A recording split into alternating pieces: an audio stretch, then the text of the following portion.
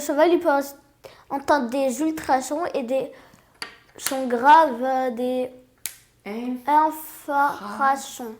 À 7 ans, Naël, atteint de troubles de l'attention, a déjà un riche vocabulaire.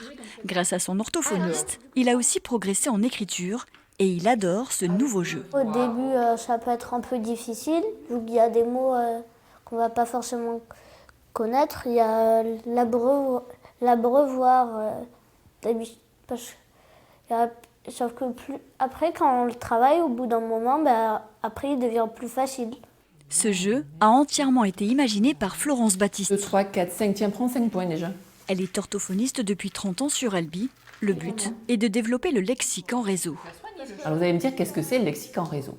Alors le point de départ, c'est des mots cibles. Donc ici c'est le cheval et on va développer le champ lexical de ce mot cible. C'est-à-dire tout le vocabulaire qui gravite autour de ce mot cible-là.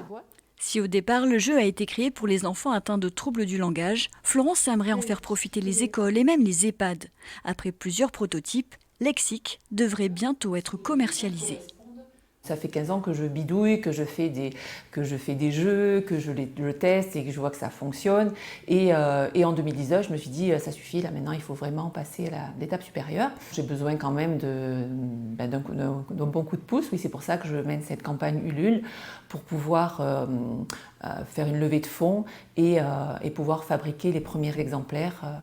Le jeu sera fabriqué dans le Tarn sans plastique. Lexique se veut aussi éthique.